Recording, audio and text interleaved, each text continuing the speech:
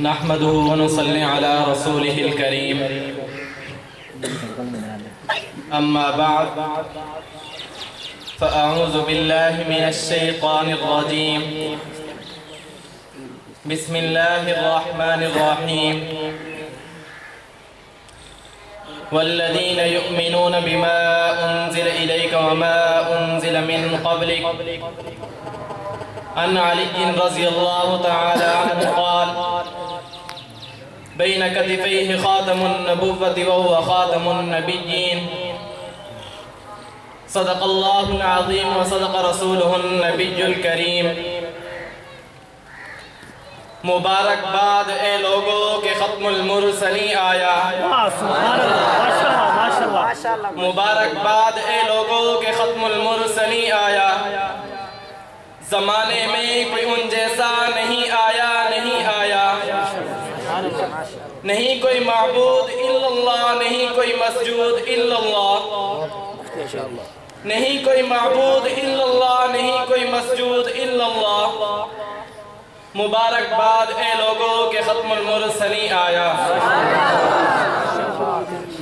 میرے ہم مکتب ہم مشن ساتھیوں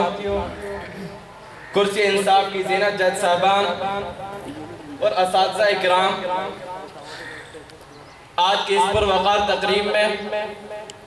جس عنوان پر لب کشائی کرنا چاہتا ہوں وہ ہے عقیدہ ختم نبوت ختم نبوت کے پروانوں اللہ رب العزت نے نبوت کا جو سلسلہ جناب آدم علیہ السلام سے شروع فرما کر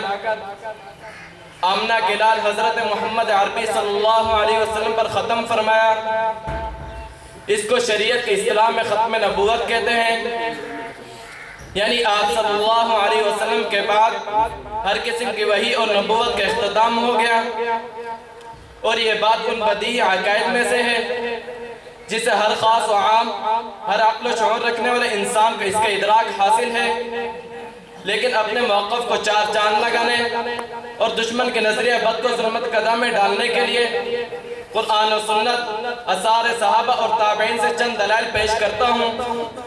تو آئیے جناب سب سے پہلے اس مبارک عقیدے کے متعلق رہنمائی حاصل کرنے کے لیے دامن قرآن کے پاس جاتے ہیں تو قرآن کریم کی 2 4 یا 10 20 آیات نہیں بلکہ 100 سے زائد آیات مبارکہ صراحتاً اور کنایتاً اس مبارک عقیدے کے روزے روشن کی طرح آیا کرتی ہوئی نظر آتی ہیں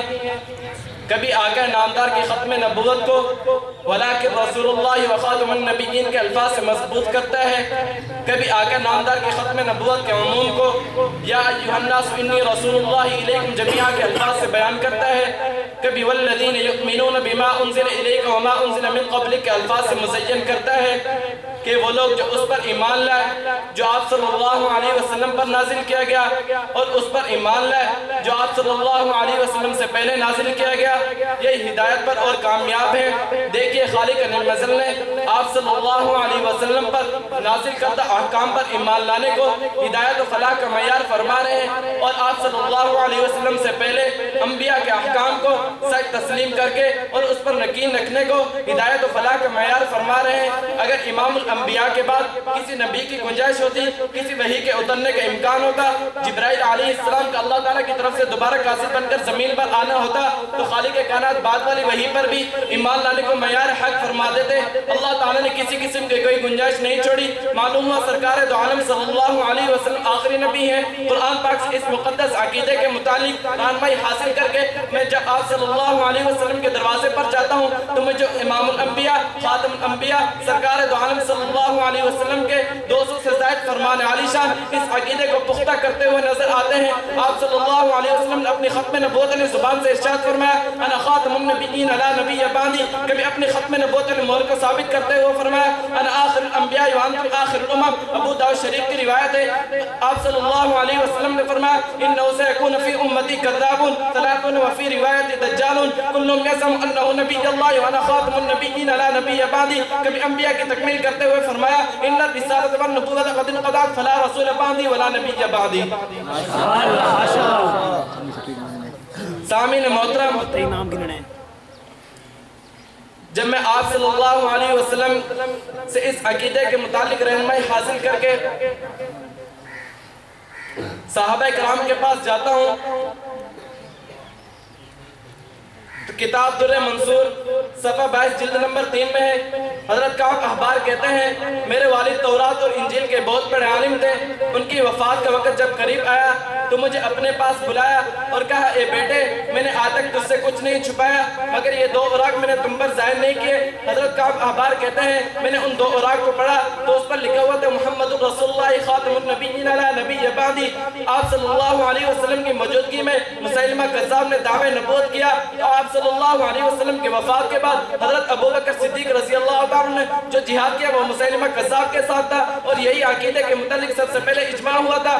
قرآن و سنت اور صحابہ کرام کے دامن سے اس عقیدے کے متعلق رہنمائی حاصل کر کے میں جب تابعین پر نظر ڈالتا ہوں تو امام المحدثین رئیس المحدثین امام اعظم ابو حنیفہ رحمہ اللہ مجھے اس عقیدے کے بارے میں یوں فرماتے ہوئے نظر آتے ہیں کہ اگر آپ صلی اللہ علیہ وسلم کے بعد اگر کوئی شخص دعوی نبوت کرتا ہے تو جو شخص اس سے دلیل طلب کرے گا وہ بھی کافر ہو جائے گا۔ علامہ تفتزانی رحمہ اللہ فرماتے ہیں آپ صلی اللہ علیہ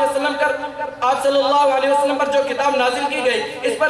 پر دلالت کرتے ہیں کہ آپ صلی اللہ علیہ وسلم آخری نبی ہیں۔ اگر کوئی شخص اسلامی فرائض احکام کو سب کے دل سے تسلیم کرے اور ان پر عمل بھی کرے تو ان میں سے اگر کسی ایک شریعت کا انکار کرے تو وہ ایسے ہی کافر ٹھہرے گا جیسے کہ اس نے تمام شریعت کا انکار کیا ہو۔ تو پھر میں کیوں نہ کہوں نماز اچھی، روزہ اچھا، حج اچھا، زکوٰۃ اچھی، نماز اچھی، روزہ اچھا، حج اچھا، زکوٰۃ اچھی، مگر میں باوجود اس کے مسلمان نہیں ہو سکتا۔ نہ کٹ مروں جب تک خواجہ بطحہ کی حرمت پر، نہ کٹ مروں جب تک خواجہ بطحہ کی حرمت پر، خدا شاہد کامل میرا امام ہو نہیں سکتا۔ وما علینا الا البلاغ۔